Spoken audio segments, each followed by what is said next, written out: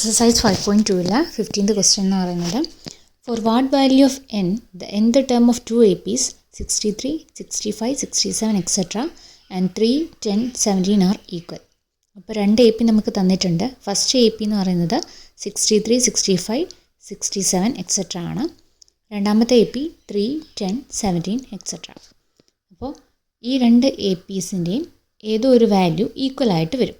ഏതോ ഒരു term equal ആയിട്ട് വരും. അത് എത്രാമത്തെ ടേമാണ് ഈക്വൽ ആയിട്ട് വരുന്നതെന്ന് നമുക്ക് കണ്ടുപിടിക്കുന്നത്. ഇവിടെ 61 എന്നാണ് എഴുതിയേക്കുന്നത്. തേർഡ് ടേം 67 ആണ്.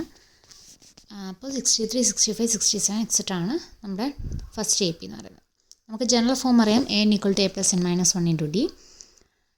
നമുക്ക് ഫസ്റ്റ് ടേം 63 കൊടുക്കാം. കോമൺ ഡിഫറൻസ് എന്താ? 63 - 65 - 63 2. അപ്പോൾ കോമൺ ഡിഫറൻസ് എന്ന് പറയുന്നത് 2 ആണ്. 67 - 65 2 തന്നെ. അപ്പോൾ കോമൺ ഡിഫറൻസ് 2 ആണ്. ബ്രാക്കറ്റ് ഓപ്പൺ ചെയ്യുമ്പോൾ 2n - 2 എന്ന് വരും. അപ്പോൾ n = 63 - 2 61 ആണ്. n = 61 + 2n എന്ന് പറയുന്നൊരു ഇക്വേഷൻ നമുക്ക് കിട്ടി.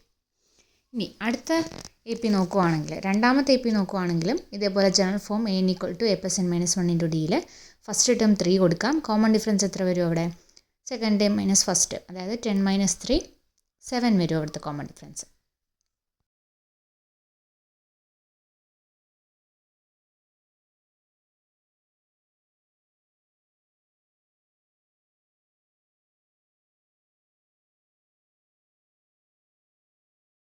അടുത്ത സ്റ്റെപ്പിൽ n = 3 + 7 - 7 എന്ന് വരും.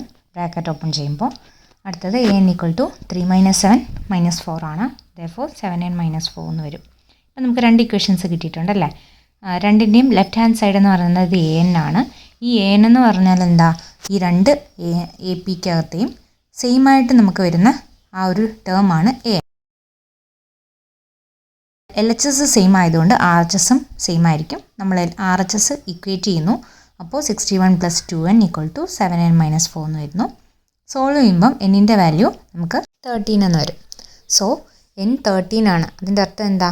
nth ടേം 13ാമത്തെ ടേമാണ് ഈ രണ്ട് അരിത്തമെറ്റിക് പ്രോഗ്രഷനിലും സെയിം ആയിട്ട് വരുന്നത്. അപ്പോൾ 13th term of these 2 APs are equal നമുക്ക് എഴുതാൻ പറ്റും. ക്വസ്റ്റ്യനിൽ n മാത്രമേ ചോദിച്ചിട്ടുള്ളൂ.